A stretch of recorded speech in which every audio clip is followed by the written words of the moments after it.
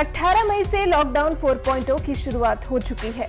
इस चरण में वैसे तो बहुत ज्यादा छूट नहीं दी गई है, लेकिन पिछले चरण के मुकाबले कई चीजों में रियायत देने की कोशिश की गई है। यूपी सरकार ने भी इस नए चरण को लेकर कई गाइडलाइंस तैयार की हैं, जिसमें सबसे अहम है यूपी में उद्योगों को काम करने की अनुमति मिलना, लेकिन कंटेनमेंट जोन्स के बाहर।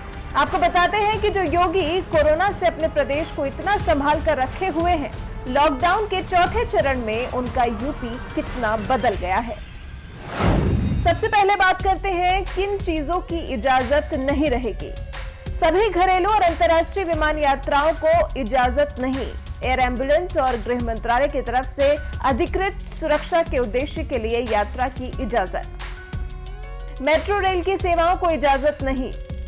सभी स्कूल, कॉलेज और शैक्षणिक संस्थाएं बंद रहेंगी। ऑनलाइन या दूरस्थ शिक्षा की इजाजत। राज्यों की आपसी सहमति के साथ यात्री वाहनों और बसों के अंतर्राज्यीय आवागमन के लिए अभी अनुमति नहीं। हॉस्पिटैलिटी सेवाओं की इजाजत नहीं, सिवाय उनके जो स्वास्थ्य कर्मियों, पुलिस और सरकारी अधिकारियों के उपयोग में लाई जा रही हैं, या फिर लॉकडाउन में फंसे पर्यटकों या फिर क्वारंटाइन के उपयोग में लाई जा रही हैं।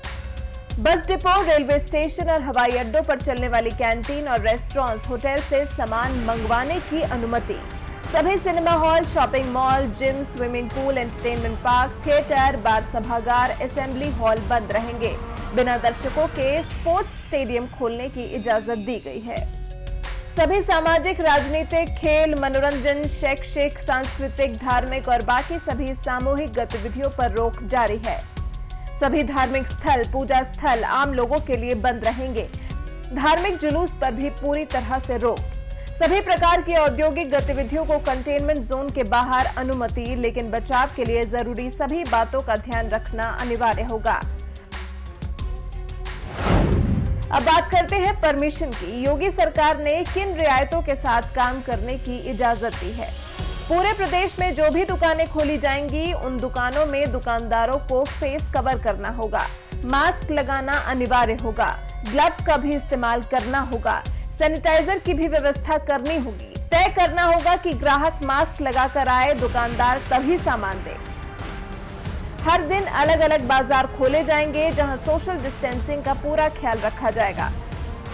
ग्रामीण क्षेत्रों में और नगर पालिका क्षेत्र में कंटेनमेंट जोन्स के बाहर सभी दुकानों को सोशल डिस्टेंसिंग के साथ खोलने की अनुमति होगी। सब्जी मंडी के संबंध में मुख्य मंडी सुबह 4 बजे से सुबह 7 बजे तक खुलेंगी। रिटेल वितरण सुबह 6 बजे से 9 बजे तक किया जाएगा। उसके बाद फल सब्जियों को बड़े और खुले स्थानों पर स्थापित कर सुबह 8 बजे से शाम 6 बजे तक सामान्य लोगों के लिए खोलने की अनुमति है। शहरी क्षेत्र में कोई भी साप्ताहिक मंडी नहीं लगेगी और ग्रामीण क्षेत्रों में साप्ताहिक मंडी लग सकेगी, लेकिन सोशल डिस्टेंसिंग के साथ। रेस्टोरेंट्स में सिर्फ होम डिलीवरी की सुविधा होगी। साथ ही मिठाई की दुकान को खोलने की इजाजत दी जाएगी, लेकिन सिर्फ बेचने की अनुमति होगी, वहां बैठकर खाने की अनुमति नहीं होगी।